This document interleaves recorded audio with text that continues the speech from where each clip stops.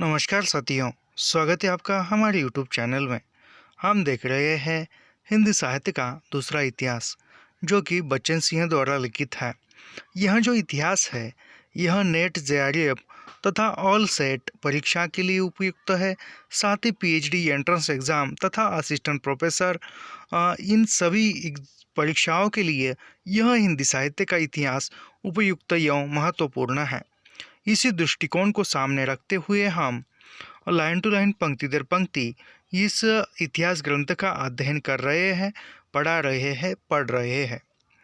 तो line to line, पंक्ति दर पंक्ति अध्ययन करने के लिए हमारे चैनल को सब्सक्राइब कीजिए, लाइक कीजिए और शेयर करना मत भूलिए, और हाँ, कमेंट भी कीजिए। तो कल के वीडियो में हमने पद्माकर को देखा था। पद्माकर का पूरा परिचय तथा जो भी जानकारी इस किताब में है, वह सब कुछ हमारी पद्माकर के बारे में जानकारी हो गई थी। और आज हम उसके आगे का पॉइंट देखेंगे। क्या है आगे का बिंदु? वास्तविक कविता, यानी इसके बाद वास्तविक कविता क्या है, यह हम देखेंगे। यानी पद्माकर की वास्तविक कविता, जैसा कहा जा चुका है कि पद्माकर के यश का आधार जगत विनोद है। यानी पद्माकर की जो प्रसिद्धि है, तो वह जो है यानी पद्माकर को लेखन साहित्य में शिखर स्थान पर पहुंचाने वाला ग्रंथ जो था, वह जगत विनोद था। इसमें नायिका का सौंदर्य, हाव उद्दीपन, विभाव आदि प्रभावशाली बन पड़े हैं। यानी जगत विनोद में नायिका का सौंदर्य, नायिका के हाव भाव, उद्दीपन, विभाव आदि प्रभावशाली बन पड़े हैं। यानी नायिका भेद ग्रंथ है जगत विनोद। ऋतु वर्णन भी उद्दीपनात्मक है। उत्सवों के वर्णन सच से अधिक उल्लासपूर्ण बन पड़े हैं। जहाँ रूप वर्णन है, चमत्कार की योजना वहाँ भी है। यानी जहाँ पर रूप का चित्रण किया है, वहाँ पर चमत्कारिक दिखाई देता है। उसका एक उदाहरण, जाहिर जागती सी जमुना जब बूंद है, बहे उमहे वह बैनी, त्यो पद्माकर हीर के हरण, गंग तरंगन को सुख देनी, पाइन के रंग सो रंगी जात सी, भांति ही भांति सरस्वती सैनी, पैरे जहाँ ही जहाँ वह बाल तहाँ तहाँ, ताल में होत त्रिवेणी। सौंदर्य का यह रंगमय वर्णन मतीराम और देव की नायिका के सौंदर्य से भिन्न है। यानी जिस प्रकार मतीराम ने देव ने वर्णन किया है नायिका का, उससे अलग होकर वर्णन पद्माकर ने नायिका का किया है। इस वर्णन में कवि तटस्थ है। मतीराम की नायिका में वीर्य विक्षोभन की क्षमता है, और देव की नायिका में नयनोत्सव, यानी देव की नायिका जो है, वह नयनों से सौंदर्य जो है वह नयनों से देख रही है। नायिका भेद लिखते हुए इस काल के प्रत्येक कवि की अपनी विशेषताएं भी है। पद्माकर नायिका के संयोग वियोग के प्रसंगों को ऋतुओं और त्योहारों से जोड़कर श्रृंगार वर्णन को उत्साहपूर्ण बना देते हैं। यानी पद्माकर जो है नायिका भेद बताते हुए, या नायिका का योग यानी मिलन तथा बिछड़ना, वियोग, संयोग वियोग जो है, वह जो प्रसंग है ऋतुओं के आधार पर, यानी अनेक 12 ऋतुओं के आधार पर हो, त्योहारों के आधार पर हो, इससे वह श्रृंगारता पूर्वक रेखांकित करते हैं। इसके फलस्वरूप शारीरिक आकर्षण के साथ मानसिक आकर्षण भी संगोत्थित हो उठता है। यानी वह ऋतुओं का वर्णन करते हैं, ऋतुओं के आधार पर नायिका का संयोग वियोग वर्णन करते हैं, साथ ही वो त्योहारों को जोड़कर उसका श्रृंगारिक वर्णन बताते। इसलिए जो वह शारीरिक आकर्षण के साथ साथ मानसिक यानी मन पर भी उसका आकर्षण निर्माण होता है। फाग उनका सबसे प्रिय त्यौहार है। यानी वह पद्माकर का जो है फाग यानी जो होली के आसपास जो आते हैं, वह जो है वह फाग पद्माकर का प्रिय त्यौहार है। इसके साथ जुड़े हुए अनुराग भी फाग का एक दृश्य देखिए। यह अनुराग की फाग लख्यो, जह रागती राग किशोर किशोरी, त्यो पद्माकर लाची, छली फिरी लाल ही लाल गुलाल की छोरी, जैसी की तैसी रही पिचकी हर काहुन केसरी, रंग में बोरी गोरीन के रंग भिजी गो, साउरो साउरे के रंग भीजी जो गो गोरी, यानी वो गोरी फाग यानी होली को ही फाग कहा गया है, क्योंकि यहाँ पर जो रंग का प्रयोग किया है और रंग जो है होली में ही उड़ाया जाता है। फाग खेलने के लिए कृष्ण और गोपियाँ एकत्र है। यह जो पंक्तियाँ पढ़ी इसका यह सारांश है, यह अर्थ है। फाग खेलने के लिए कृष्ण और गोपियाँ एकत्र है। पिचकारी या केसर के रंग में डुबोई हुई यानी होली ही है। फाग यानी होली, डुबोई भी है यानी पद्माकर का प्रिय त्यौहार होली है, फाग है, फाग या होली। डुबोई भी है यानी वह पिचकारी में रंग भरे हैं कृष्ण और गोपियों ने। वास्तविक फाग हुआ नहीं, फिर भी ऐसा लगा कि दोनों पक्षों पर यानी वास्तविक फाग नहीं है, यानी वास्तविकता का वो होली का त्यौहार नहीं है, फिर भी दोनों पक्षों के कृष्ण और गोपियाँ एक दूसरे पर रंग जो है उड़ा रहे हैं। सावले कृष्ण गोपियों के रंग में और गोपियाँ कृष्ण के रंग में डूब गई है, यानी सावले जो कृष्ण है वह गोपियों के रंग में रंग गए हैं और गोपियाँ जो है कृष्ण के रंग में रंग गई है, यानी वह एक दूसरे के रंग में वह डूब गए हैं, खो गए हैं। यह भीगना आंतरिक है। इस अनुराग फाग में कितनी तन्मयता है। फाग की भीड़ में अनुराग का एक सामूहिक बाह्य दृश्य देखिए। फिर वह एक यानी गोपी और कृष्ण जो है एक दूसरे के आंतरिक रंग में वह रंग गए हैं। इसके साथ जो सामूहिक जो बाह्य दृश्य है वह बाह्य दृश्य भी यहाँ पर दिखाई देता है। फाग की भीड़ अभिरन ते गई गोविंदे ले गई भीतर गोरी, भाई करी मन की पद्माकर ऊपर नाय अबीर की छोरी, छीन पीताम्बर कंबर ते सुबिंदा दई मींडी कपोलन गोरी रोरी, नैन नचाए कहियो मुस्क्याई लला फिर आइयो खेलन होरी। जो लोग उत्तर भारत की होली के हुड़दंग से परिचित है, यानी जो उत्तर भारत की तरफ जो होली के समय जो हुड़दंग मनाया जाता है उससे परिचित है, तो वे इसे रचनात्मक स्तर पर अनुभव कर सकते हैं। फाग की भीड़ लगी हुई है, यानी जो फाग यानी रंग खेलने की भीड़ है होली की। लोगों के बीच कृष्ण विराजमान है, लोगों ने होली खेलने के लिए भीड़ लगी है और उसके बीच में कृष्ण जो है विराजमान है, कृष्ण की उपस्थिति है। फाग का यह हुड़दंग किसी गोपी के घर के बाहर हो रहा है, यानी फाग का जो हुड़दंग है या फाग मनाने की जो भी पर सभी मिलकर भीड़ बनाकर हुड़दंग मनाया जाता है वह किसी गोपी के घर के बाहर है या घर के नज़दीक है। इतने में गोपी बाहर आई, फिर वो गोपी बाहर आती है, कृष्ण को चीख कर भीतर ले गई, फिर कृष्ण को खींच कर भीतर ले जाती है। अबीर अबीर झोली कृष्ण के ऊपर उंडेल दी, फिर वो अंदर अंदर जाकर कृष्ण के ऊपर जो है पूरी रंग की बाल्टी उमेड़ देती है। पीताम्बर छीन गया और कृष्ण एकदम नंगा कपोलों पर अम्बीर अड़कर, ये जितना महत्वपूर्ण नहीं है फिर भी मैं पढ़ रहा हूँ, लगाई गई। अंतिम पंक्ति में आंखें के नचाने के साथ मुखसाना और लल्ला संबोधन के साथ पुनः होली खेलने का आमंत्रण देती है। फिर वह पुनः होली खेलने के लिए आओ ऐसा आमंत्रण कृष्ण को देते हैं। एक ही बार आज सब पूजी नाट्यमान शब्दों के प्रयोग द्वारा सारा बिंब अंतर्मर्मस्पर्शी बन जाता है। पद्माकर में पृष्ठभूमि के रूप में फाग वर्णन भरा पड़ा है।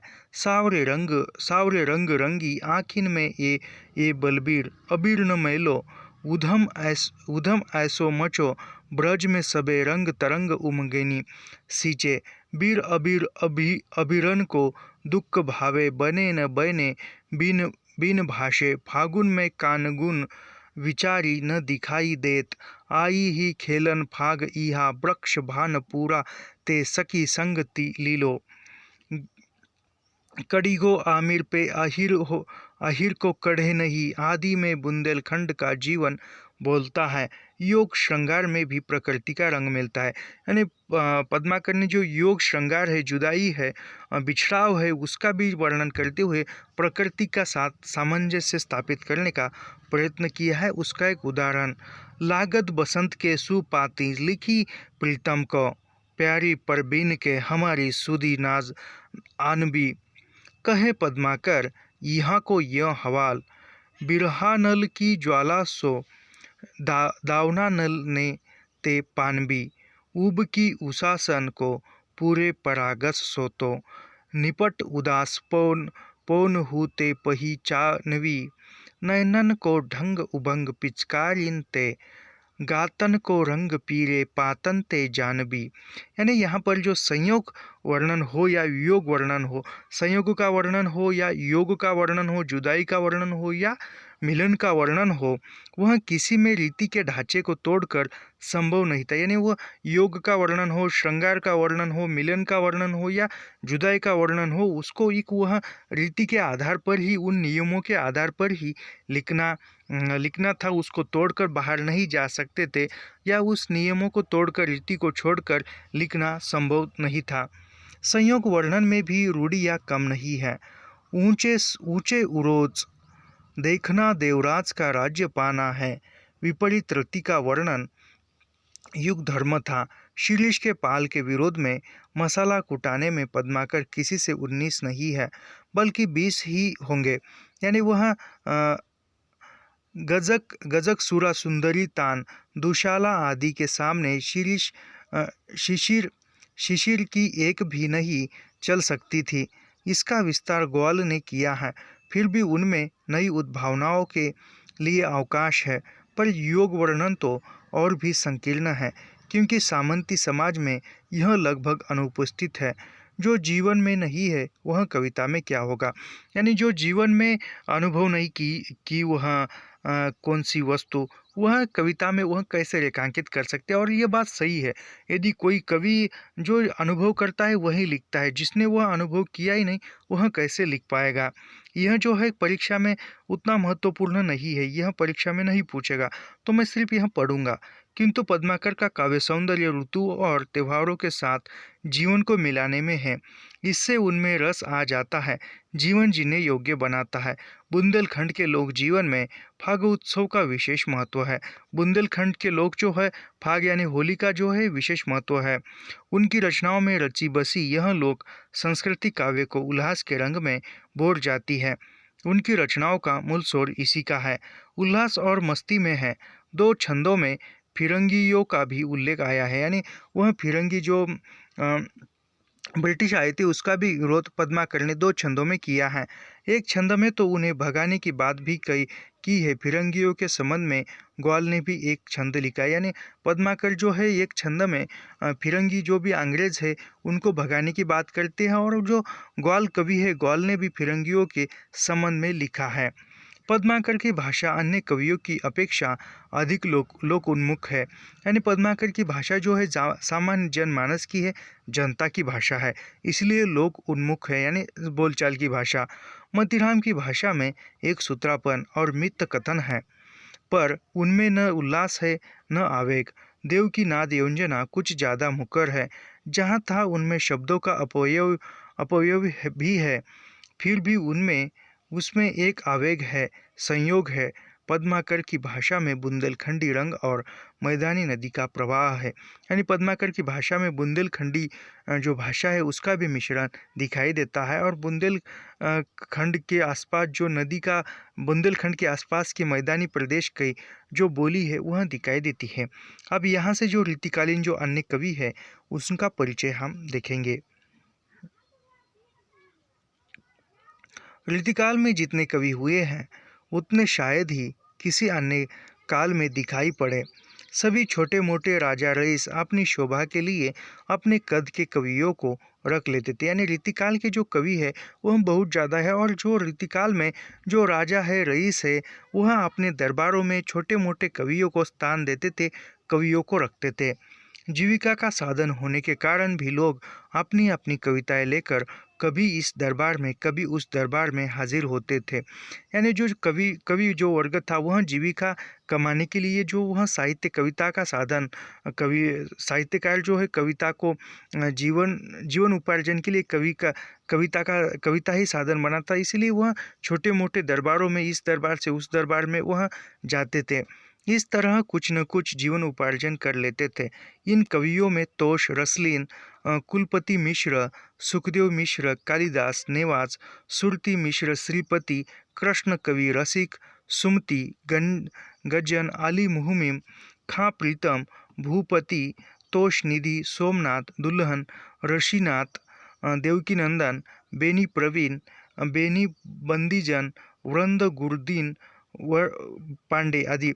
यानी जो अन्य कवि है अन्य कवि में कौन कौन से कवि आते हैं यह मैं एक बार फिर से पढ़ता हूँ। यह भी रीतिकाल के अंतर्गत ही आते हैं, यानी जो मुख्य कवि है उनको छोड़कर है। पहले जो है इनमें से तोष है, रसलीन है, कुलपति मिश्र है, सुखदेव मिश्र है, कालिदास है, नेवाज है, सुरती मिश्र है, श्रीपति है, कृष्ण कवि है, रसिक सुमति है, गंजन है, अली मुहम्मद, खां प्रीतम, भूपति, तोषनिधि, सोमनाथ, दुल्हन, ऋषिनाथ, देवकीनंदन, बेनी प्रवीण, बेनी बंदीजन, ब्रंद, गुरुदीन पांडे इत्यादि कवि जो है इस काल के उस काल के कवि है। बेनी प्रवीण अपने रीति काव्य के लिए प्रसिद्ध, यानी बेनी प्रवीण का जो रीति काव्य है वह प्रसिद्ध है।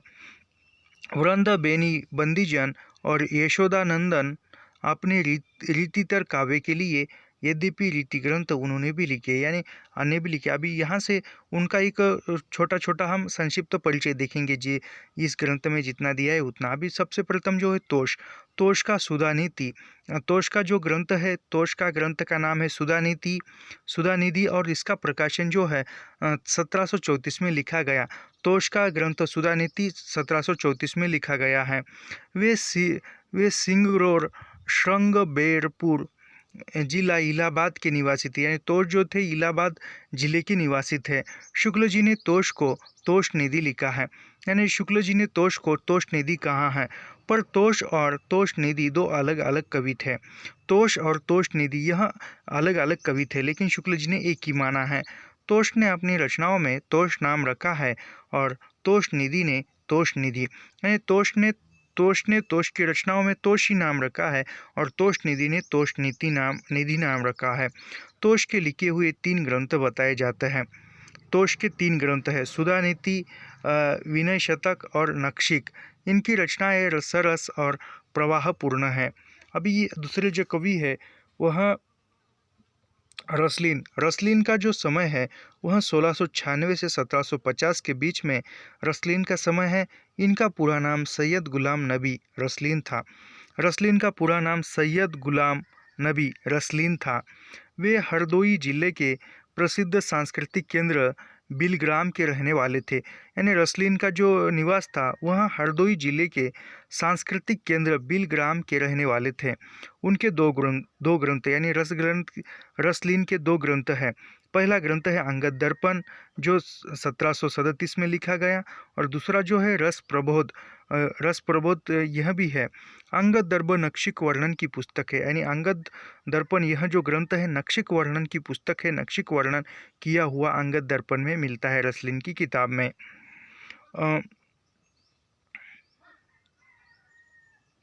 और रस प्रबोध नायक नायिका भेद है, यानी रस प्रबोध जो ग्रंथ है वह नायक नायिका भेद का ग्रंथ है और अंगद दर्पण नक्षिक वर्णन का ग्रंथ है। रस प्रबोध नायक नायिका भेद का वर्णन है। दोनों पुस्तकों में दोहा छंद का प्रयोग किया गया है। इसके अतिरिक्त उन्होंने फुटकल कवित्व सवयव भी लिखे हैं। अंगद दर्पण पर थोड़ा बहुत बिहारी का प्रभाव दिखाई पड़ता है। उनका प्रसिद्ध दोहा, यानी अंगद दर्पण जो ग्रंथ है उस पर बिहारी के सतसई का या बिहारी के काव्य का प्रभाव दिखाई पड़ता है। उसका ही एक उदाहरण या दोहा, अमीये हलाल मद भरे सेत श्याम रतनार, जियत मरत झुकी झुकी परत से ही चितवन इकबार। यह बिहारी के दोहे का प्रभाव, यानी बिहारी के दोहे इस प्रकार के हैं। ये अमीय हलाहल मत भरे सेत श्याम रत्नार, यह बिहारी के दोहे में भी ऐसी की ऐसी ही पंक्ति है। हम आगे बिहारी के दोहे देखते समय देखेंगे। जो बहुत दिनों तक बिहारी का समझता जाता था अंगद दर्पण का ही है, यानी यह बिहारी का समझा जाता था लेकिन यह अंगद दर्पण का ग्रंथ है, दोहा है रसलीन का। कुछ अन्य अंगों के वर्णन निम्नलिखित, यानी कुछ जो अन्य अंगों के वर्णन भी निम्नलिखित किए हैं। रोमावरी लसलीन बा उदरी सलती इसी भांति, सुधा कुंभ कुंज हित चली मनो पिपली का पाती, कीत दिखाई कामिनी दई दामिनी को यह बाह, तरफराती सीतन फिरे फरफरात घनमाह। अभी यहाँ से रस प्रबोध यह अगले कवि देखते हैं।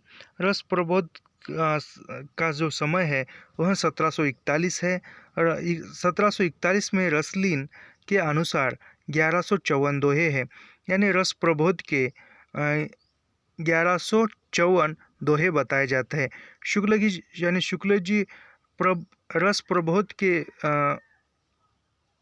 दोहे रसलीन के अनुसार, यानी रस प्रबोध के दोहे रसलीन जो है वह 1154 दोहे मानते हैं। शुक्ल जी जो है रस प्रबोध के दोहे 1155 मानते हैं। सभा से प्रकाशित, यानी जो नागरी परिचालन सभा थी, नागरी परिचालन सभा से प्रकाशित रसलीन ग्रंथावली के अनुसार 1153 रसलीन द्वारा गई संख्या है, यानी रस प्रबोध ग्रंथ में रसलीन जो है वह 1154 दोहे है, और शुक्ल जी जो है रस प्रबोध ग्रंथ में 1155 दोहे मानते हैं। और जो सभा से प्रकाशित, यानी सभा यानी जो नागरी परिचालनी सभा थी उससे प्रकाशित रसलीन ग्रंथावली में 1153 दोहे बताए जाते हैं। रसलीन द्वारा दी गई संख्या ही प्रामाणिक है, यानी रसलीन ने ही प्रामाणिक बताया है। 1154 रस प्रबोध अंगद दर्पण के समान लोकप्रिय नहीं हुआ। बेनी प्रवीण, अभी यहाँ से दूसरे कवि देखते हैं। बेनी प्रवीण लखनऊ के रहने वाले थे। वे लखनऊ के नवाब गाजी उद्दीन हैदर के दीवान दया कृष्ण के पुत्र नवल कृष्ण के आश्रित थे। यानी बेनी प्रवीण जो है वह लखनऊ के रहने वाले थे और उनके आश्रिता का नाम नवल कृष्ण था। और नवल कृष्ण जो थे वह नवाब गाजी उद्दीन हैदर के दीवान दया कृष्ण के पुत्र नवल कृष्ण के आश्रित थे। बेनी प्रवीण उन्हीं के लिए 1817 में नवरस तरंग की रचना की गई। यानी बेनी प्रवीण में नवरस तरंग की रचना नवल कृष्ण के लिए की गई थी। उन्होंने कहा भी है, सो नवरस सुनी रिझी है नवल कृष्ण प्रवीण। नवरस तरंग के अतिरिक्त इनके 2 ग्रंथ हैं, यानी नवरस तरंग के छोड़कर अन्य 2 ग्रंथ बेनी प्रवीण के हैं। ये पहला है श्रृंगार भूषण और दूसरा है नाबाराव प्रकाश। श्रृंगार भूषण प्रारंभिक रचना है, क्योंकि नवरस तरंग में कई स्थानों पर लक्षण न देकर वे श्रृंगार भूषण देखने का निर्देश देते, यानी नवरस तरंग लिखने से पहले जो है श्रृंगार भूषण ग्रंथ लिखा गया था।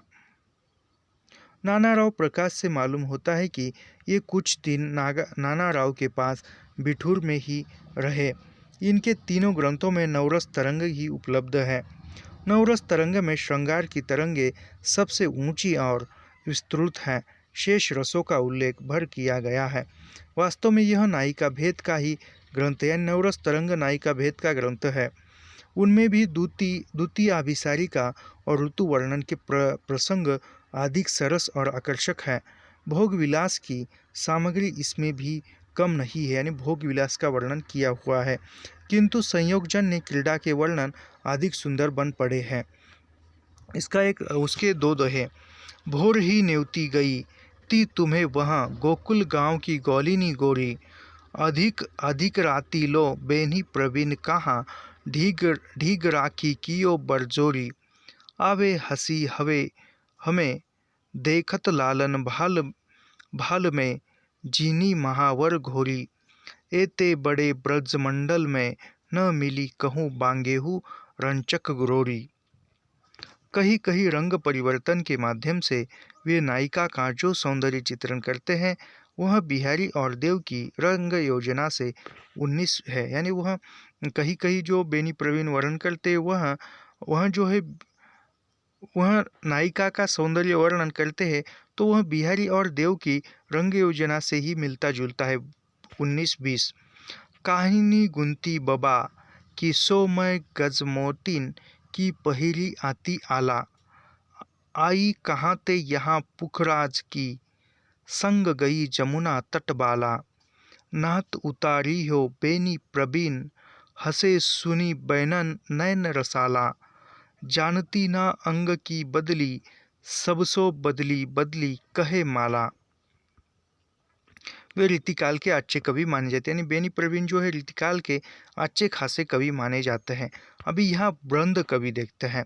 वृंद कवि का जो समय है वह है 1643 से 1723 के वृंद का समय 1643 से 1723 माना जाता है। आपने युग के अनुसार वृंद ने नायिका भेद और नक्षिक के ग्रंथ लिखे थे, यानी वृंद ने नायिका भेद और नक्षिक के ग्रंथ लिखे थे, पर उनकी प्रसिद्धि नीतिकार के रूप में, यानी वृंद की जो प्रसिद्धि है वह नीतिकार के रूप में थी।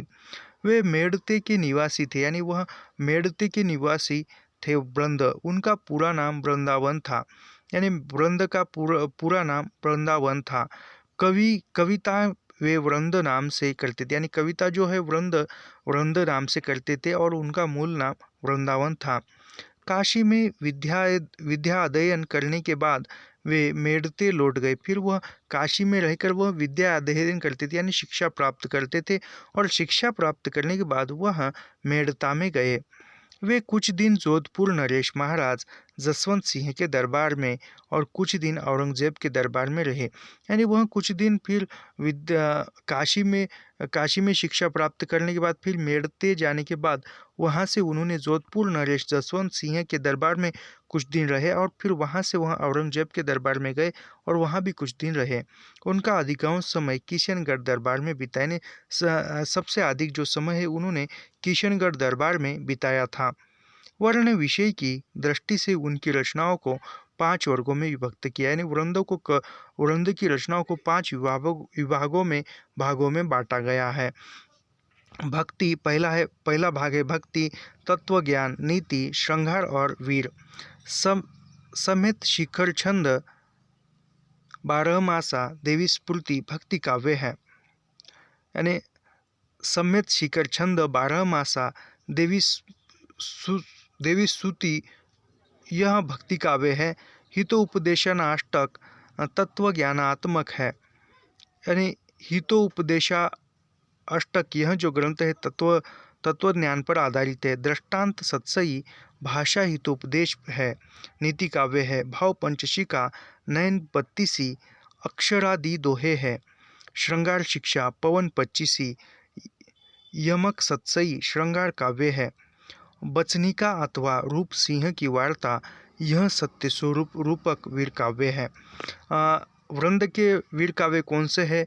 वह रूप सिंह की वार्ता और सत्य स्वरूप यह वीर काव्य है। विभिन्न वर्ण विषयों और काव्य रूपों से स्पष्ट है कि उनका व्यक्तित्व तो अनेक आयामी था, यानी वह प्रतिभा संपन्न थे। नीतिकार होने के कारण उनका ध्यान तत्कालीन राजनीति के परिवेश पर भी, यानी वह नीतिकार थे तो उनका ध्यान जो था उस तत्कालीन समय के राजनीतिक परिवेश पर भी, स्थिति पर भी गया है। कई छंदों में उन्होंने औरंगजेब के अत्याचारों का विरोध किया है। राजा जसवंत सिंह के मृत्यु उपरांत औरंगजेब ने जजिया लगाया और मारवाड़ पर चढ़ाई कर दी। जजिया के विरुद्ध अपनी प्रतिक्रिया व्यक्त करते थे, यानी वह जसवंत सिंह के दरबार में थे, तो फिर जसवंत सिंह के मृत्यु होने के बाद फिर औरंगजेब ने उस पर जजिया लगाया, यानी वहाँ पर आक्रमण किया, मारवाड़ पर चढ़ाई की और आक्रमण किया और जजिया के विरुद्ध फिर उसके अन्य अत्याचार के विरुद्ध उन्होंने लिखा है। छोड़े फिर तखत बखत दिल्ली पति, सोच ही रहत का जाको बात चित्त चाही को, गाम गाम धाम धाम जजिया की भूम धाम, साम सुम होई रहियो सबे जाही ताही को, राग है न रंग है न कहू कछु ढंग है, हित चित्त भंग तंग बसत सिपाही को, राजा जसवंत सिंह अयुबल घुटत ही, लूटी गयो खूब को खजानो पातशाही को। जसवंत सिंह के मरने पर जब औरंगजेब मारवाड़ पर चढ़ दौड़ तो वृंद ने लिखा। फिर उन्होंने जसवंत सिंह के मृत्यु के बाद औरंगजेब ने मारवाड़ पर युद्ध किया या चढ़ाई की, तब उन्होंने वृंद ने लिखा है। अब जसवंत सुरपुर को सिधारे तब, तेग बांधी आए यह कैसी बरदानगी। उस काल के राजा नवाब सूबेदार अमीर उमराव अपने अधीनस्थ लोगों से दुर्व्यवहार ही करते थे। यानी उस समय के जो राजा थे, नवाब थे, सूबेदार थे, तो वह उनके पास रहने वाले लोगों पर अन्याय, अत्याचार, दुर्व्यवहार करते थे, उनका भरपूर शोषण करते थे। इसी को वे साहिबी समझते थे। यानी वह उनके शोषण को ही वृंद जो है साहिबी यानी एक सम्मान समझते थे।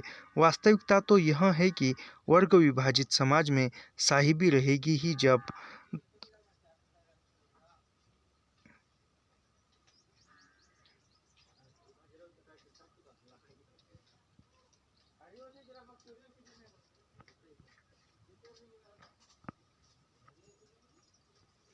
तक वर्ग विभाजन समाप्त नहीं होगा, साहिबी भी नहीं समाप्त होगी। वृंद मूलतः सूक्तिकार थे। यानी वृंद जो थे सूक्तिकार थे। उनके ग्रंथ दृष्टांत सतसही के नाम से पता चलता है कि उन्होंने अपनी सतसही में जो कुछ कहा है उसे दृष्टांत, यानी जो उन्होंने जो सतसही में जो कुछ भी कहा है वह दृष्टांतों के आधार पर कहा है, दृष्टांतों से पुष्ट किया है। कुछ उदाहरण देखिए, यानी कुछ उदाहरण जो है सतसही के।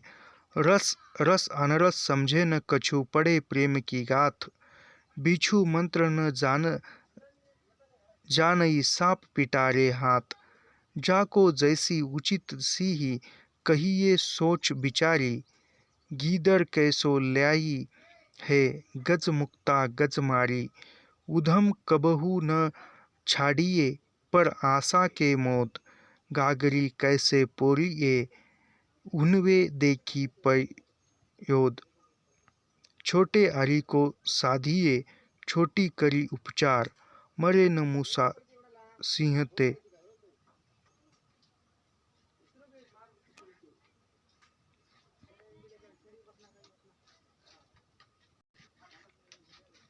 दृष्टांत सूक्तिकार का प्रधान उदाहरण है। यानी एक दृष्टांत बताने का यह उदाहरण था।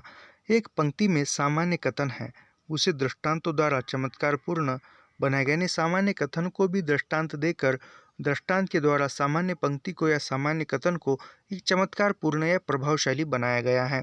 इस तरह की सूक्तियों की भाषा बोलचाल की भाषा के निकट होगी ही। यानी सूक्तियों की जो भाषा थी वह बोलचाल के निकट थी।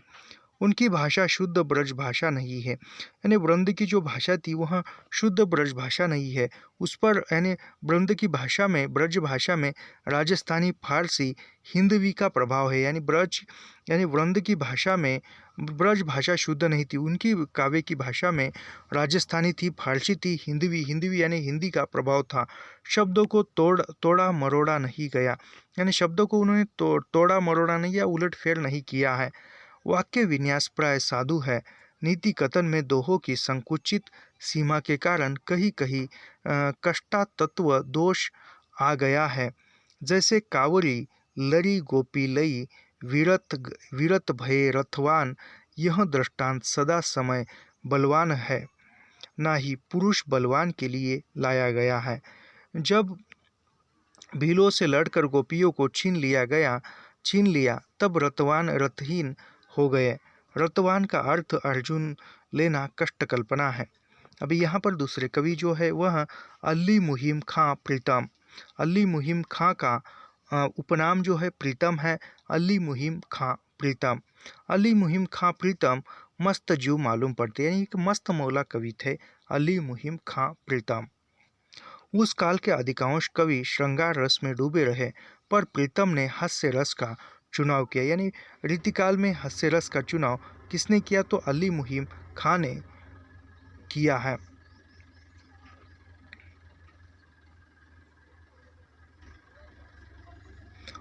मिलते हैं नेक्स्ट वीडियो में। धन्यवाद।